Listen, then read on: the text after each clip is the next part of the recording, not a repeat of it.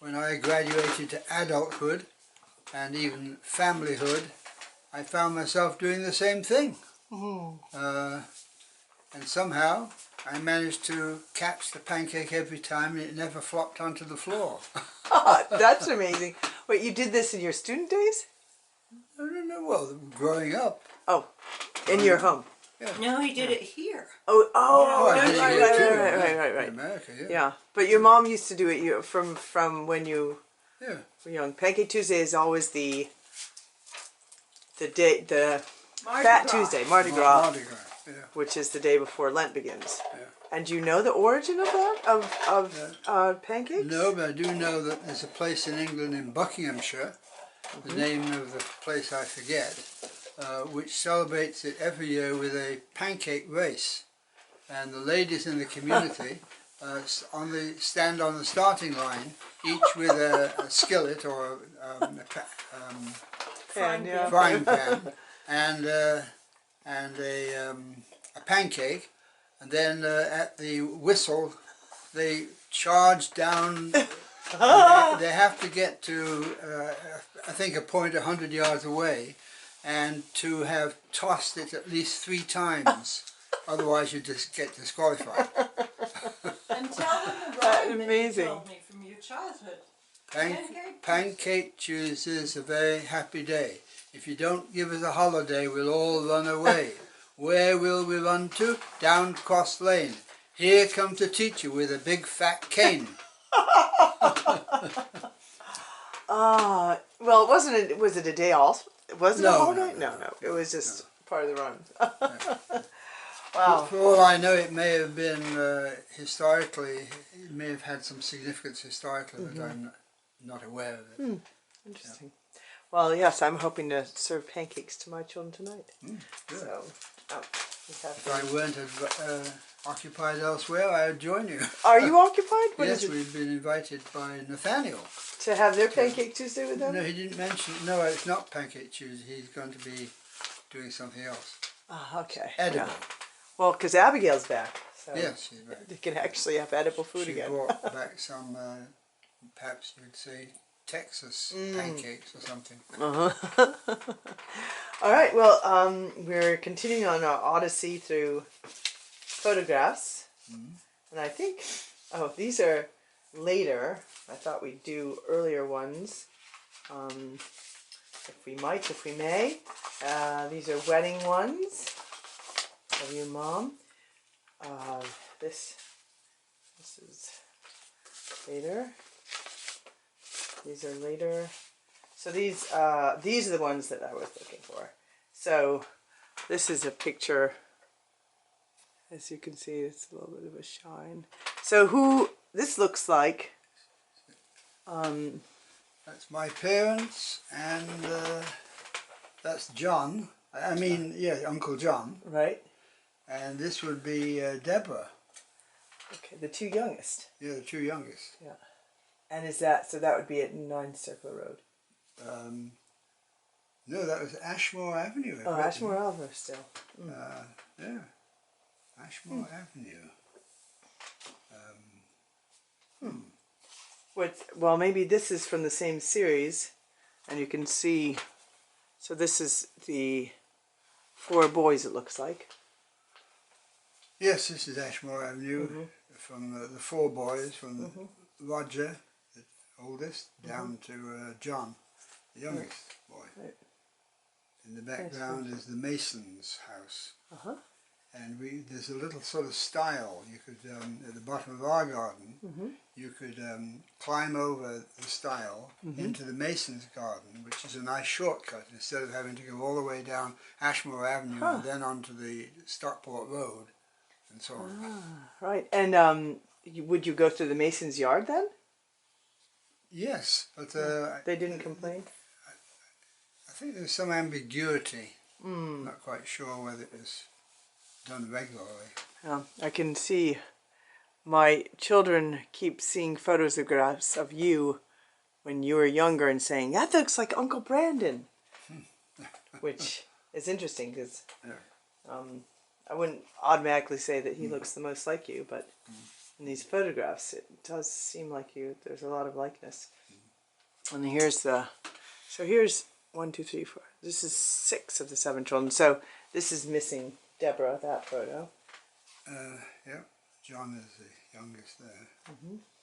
Uncle Roger was tall, wasn't he? I think he was probably Was he the tallest? Yeah. So there's Uncle Roger on the right.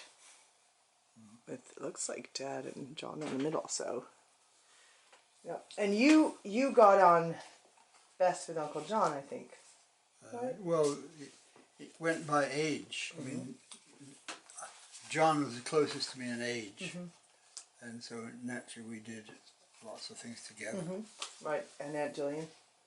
And Aunt Julian, she was 2 years older than me, and I was 2 or 3 years older than John. And you would say, I think you were commenting about playing catches. Yes, but that was at 9 Circular Road. Which was later. So here's Aunt Margot. No, right? Holding, is that Aunt Margot? Holding Deborah. No, that's Julian. Oh, it is Jillian, okay. Yep. And Talakre. Talaka. Talaker, it says on the back. So, was yeah, an it does look like interesting Jillian. holiday place because the main attraction, apart from the water, was a coal mine. Oh, really? Yeah. Could you go in? Well, you couldn't go into the works, but as far as I remember, you could buy Wall's ice cream. Oh. Wall's ice cream was the ice cream of choice in those days. Right. And it was unique because it had a wrapper, which today we take for granted. Right. But not But then. that was not a given. And there's Aunt Margot, so you can see she's much older and taller, and it looks like she's with Brenda Bell, it says. Yes, that's Brenda Bell. Now, Brenda Bell was a neighbor or a... Yeah, she was a neighbour one On block the lower away. right. If you walk down Ashmore Avenue, at the end of the avenue there's a T. Actually, it wasn't strictly speaking a T, but at that end was where Brenda Bell lived. And now, was it Ashmore Avenue or 9 Circle Road where the young boy who used to wallop lived? You know, he used to go, oh, what was it? Now, was that Ashmore Avenue or That's Circle Road? Ashmore Avenue, yeah.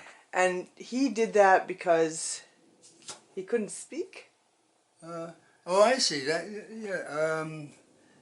Yes, right. It was a takeoff on a deaf boy who lived on Ashmore Avenue, and when he got excited, he would go, "Oh my God! Oh my God! Oh my God!" So he was deaf. Okay. So we would mimic him. Right. And he couldn't hear you, of course, mimicking, right? Because he was deaf. Yeah, Yeah. I guess so. Now, do you remember being, like, was anybody friendly with him, or was he... Yes, Uncle Brandon learned deaf language. Oh, sign language, really? Sign language from Bobby Dawson. Or as Uncle Roger called him, Bobby Dorsbags. Roger had alternative names for everybody. So he used to, so he was, now he probably didn't go to school with you, but he... Yeah, he went to a deaf school. Right, Yeah. but he would still be, friendly with people on the, and Uncle Brandon learned sign language. That's interesting. Yeah. As an aside, I mean, not to do with these pictures, but where was it that you had the paper out? Oh, that was at 9 Circular Road. 9 Circular Road. Yeah.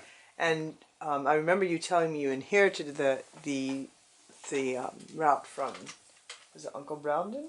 No. I inherited another sort of route. Brandon had a job with the dry cleaners in Didsbury. And the attraction of that was the tips.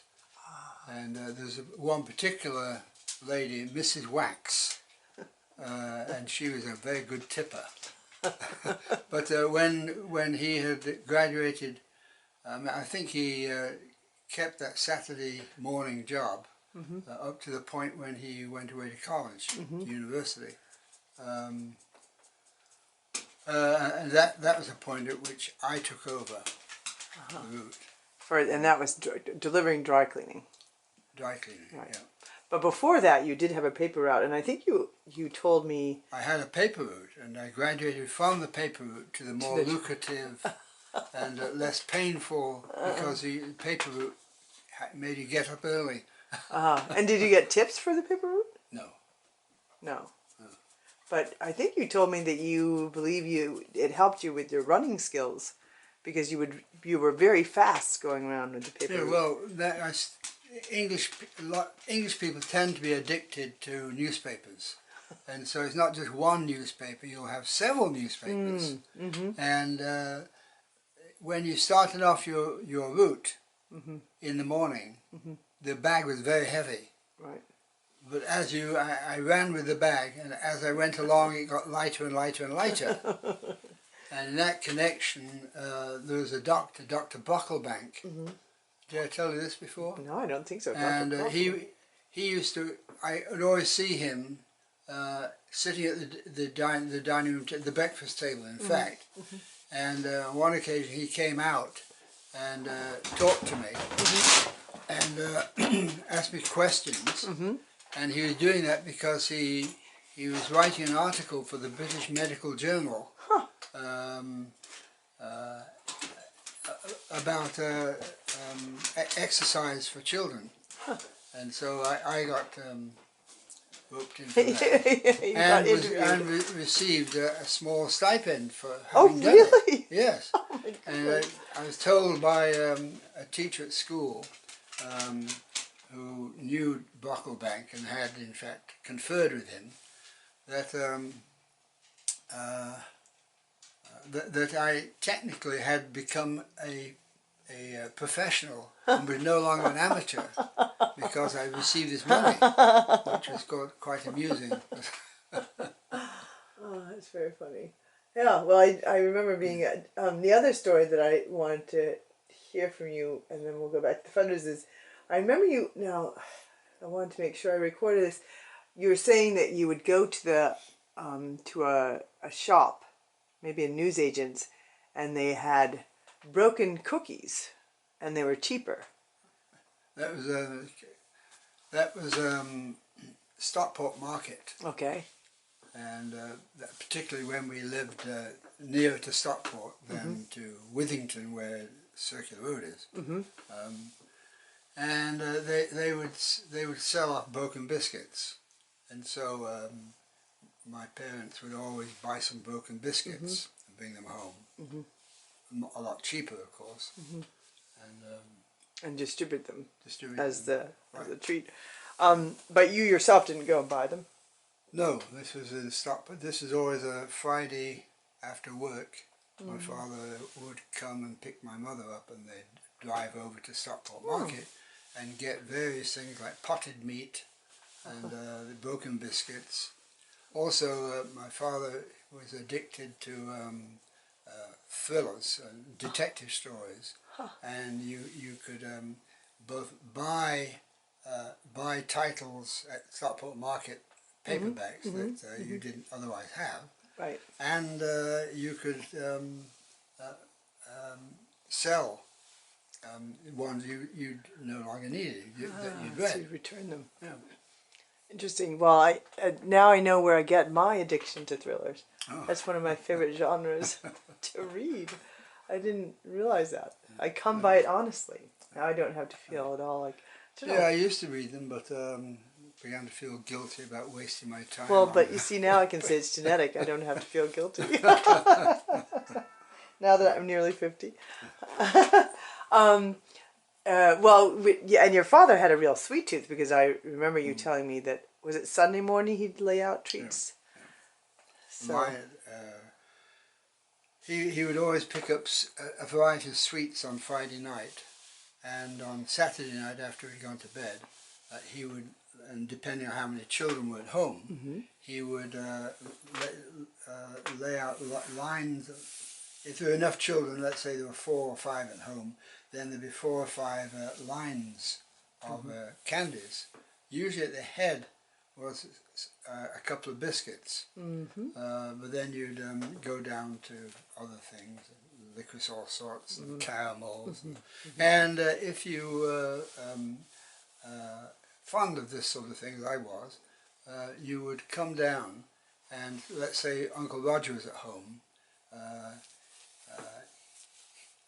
I would swap candies, and so that I would get, let's say each line had about five caramels, then I would say switch 2 of them. And Roger wouldn't mind because he was too old to be concerned about such childish things. Oh, yeah. Well, and I think you started having sweet tooth. What was it that Aunt Margot used to give you? Num Num? Yes, that was when I was 2 or 3 years old at the most. And what was that, like a handkerchief? Num Num, it was sort of a linen cloth with something sweet inside it, which you could suck on. Right. And this was like a pacifier. And she would placate you. The Rolls Royce of pacifiers. So this is how she would placate you, or just as a treat, or? I think I expected it. No doubt that's why I don't have good teeth. But The consequence of all that sweet treat in the morning, or whenever it was she gave you. Yeah. So Aunt Margot was considerably older. No. yeah, Margaret was born in 1933. So she was 6 years older. There she is. That's a very nice picture with a cute little, looks like, I guess that's Deborah, the baby right there. It looks like you're a close-knit family, really. I mean, from the photographs you can tell there's... Yes, we were. Yeah. In those days, 7 children was still a large quantity of children. 7 of them. Yeah. Right, and so did anyone, did anyone make nasty comments to your parents or anything? Or was it? No, I don't really. I was not aware of that. But we did stand out because of how many children my parents had. Right. But you, I mean, you did well academically, and I suppose that's, people are always respectful of that. Yeah. Oh yeah, if you produce a bad school report, you could get a thrashing. From whom? Your From dad? my dad, yeah. Oh, really? Yeah. I can remember Uncle Brandon, before he began to mend his ways a bit academically, getting the treatment. Wow. In the kitchen at Ashmore Avenue. Wow. But he on that infamous occasion, he knew he was going to get spanked, and so he put a sort of light cushion down his pants. And, instead of having to stifle tears of pain, he was stifling tears of laughter. Oh, and your father didn't find out. Yeah, apparently not. Well, I remember Nathaniel sharing in something that he and Nicholas used to try and find lightweight books that were thin enough to be hidden when they were expected to be spanked here. So I guess it continues down the family line. Yeah. And here's your dad in the water. I don't see your mom. Did your mom go in the water? I see pictures of your dad. I remember seeing my mother in the water. But your father really enjoyed being in the water? Yeah, he enjoyed swimming. Yep. Here's 3 of the children. Looks like Aunt Margot, Dad, and Says on the back. 1949. So you would have been 10. Yeah. And you're in the middle, and then looks like, who's that? Uncle Brandon? Looks like maybe, is that That's right? Uncle Brandon. Yeah. And that's Auntie Margot. Yep. So here's a picture, and of you again. The beach there. Oh, yeah, very nice photos. So these other photos are more recent. So hold on, I'm going to get some other photos out That's a very nice one. Actually, with Mom, Mima, with John and Joel, looks like, right? Was that visiting you in the, was Yeah, that, that's John, and that would be well, maybe it's, either Joe or might even be or me, you. right? Yeah, could Now, be. would that have been in the States? No, I think this would be in. I'm thinking it would be in Switzerland. Oh, so she came to see you in Switzerland. Yes, she and Auntie